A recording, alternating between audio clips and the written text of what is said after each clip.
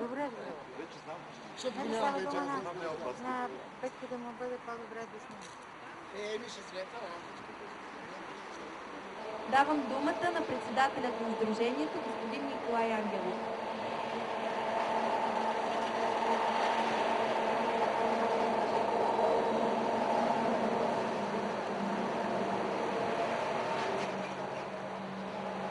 Добър вечер, драги съкварталци.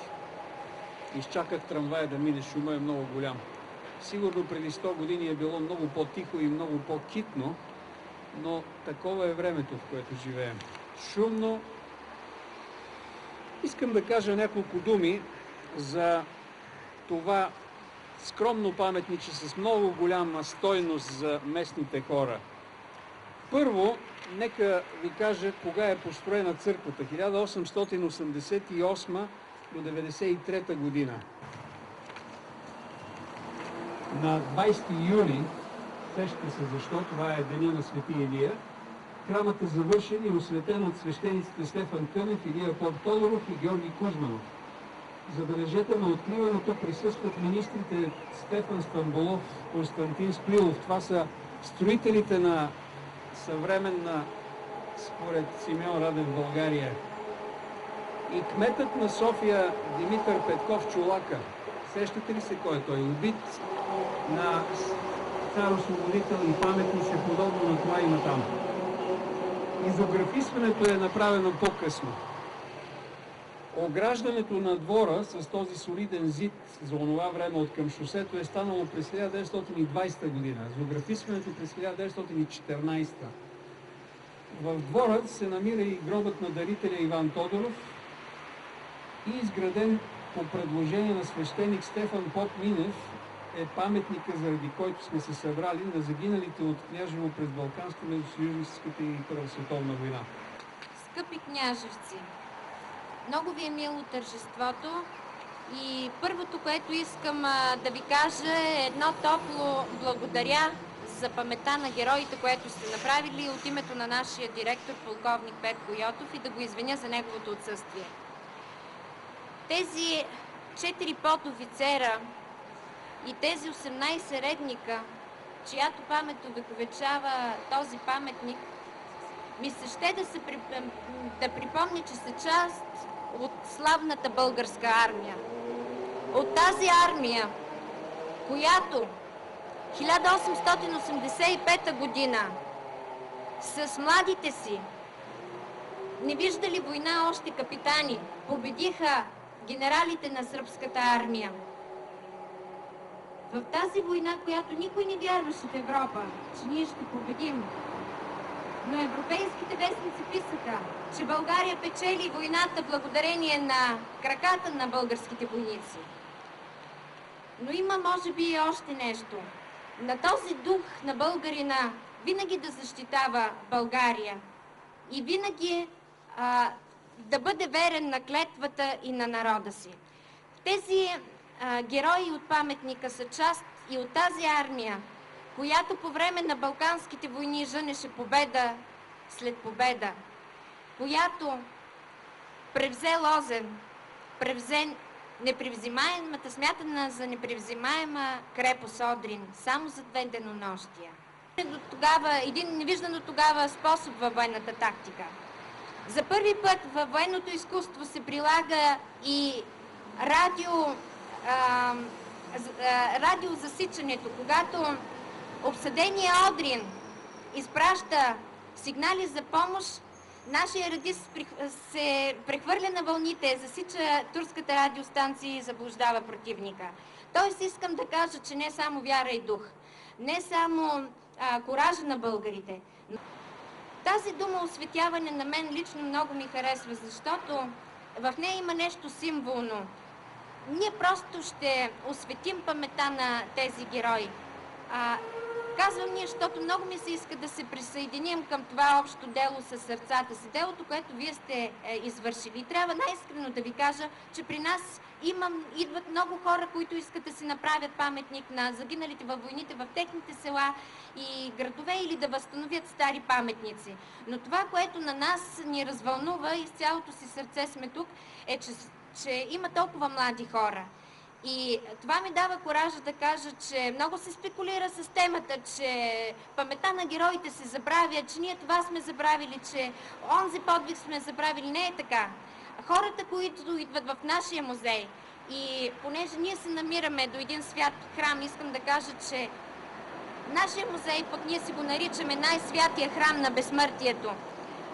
Точно това, което вие сте направили и младите момчета, е достойно за уважение и достойно за поклон, тъй като си е като една малка победа, защото вие сте внесли своята дан срещу лицето на забравата. Поздравление за вашето дело и винаги така напред.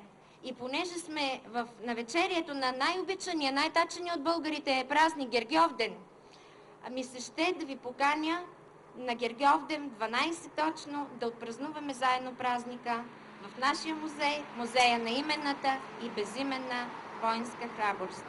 Страдат, които са в плен и за спасението им, Господу да се помоли. Господи, помилуй. За да се освети това добро начинание, Господу да се помоли.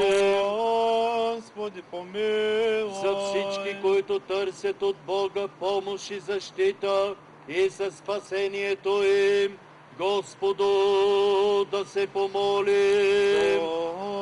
Господи, помилуй. Като поменем с всички свети, през светата, преблагословенна, славна, Владичица наша Богородица, нека сами себе си, един други го и целия наш живот на Христа Бога да отдадем. Тебе, Господи.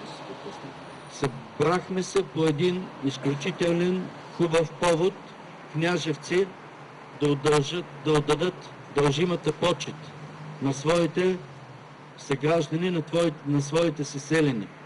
И ще перефразирам само една мисъл, която чух при откриването паметника на Васил Златарев. Дянко Марков тогава каза: легионите на живите дължат памет и почет на легионите на починалите, на мъртвите.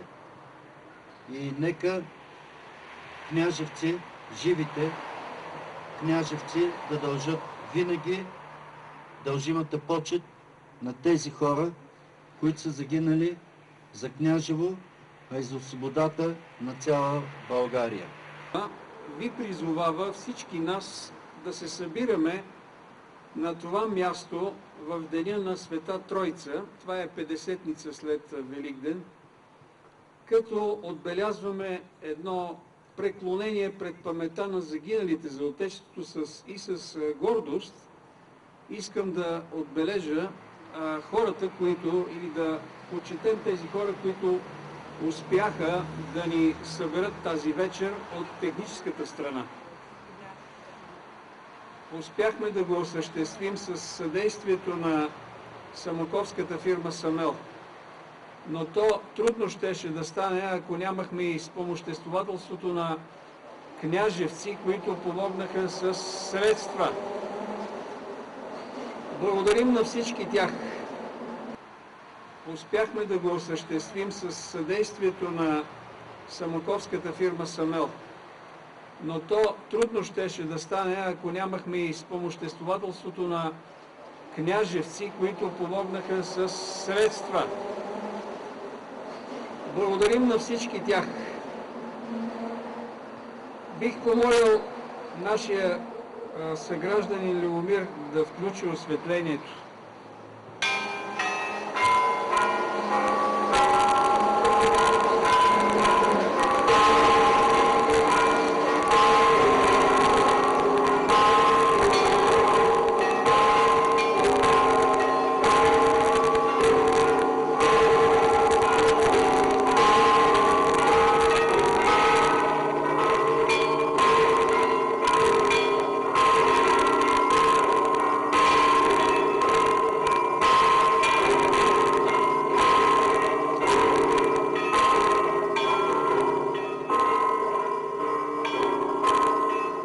Слушайте.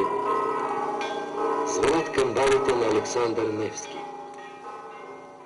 Слушайте.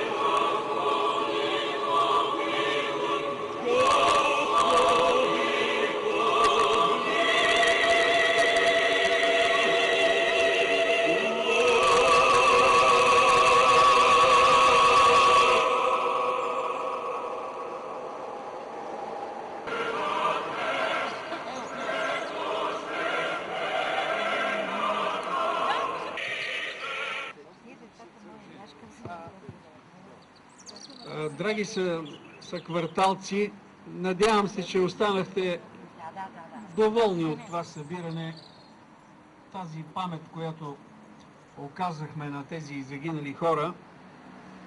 Така трябва да бъде. Бог да ви благослови. Благодаря ви още веднъж.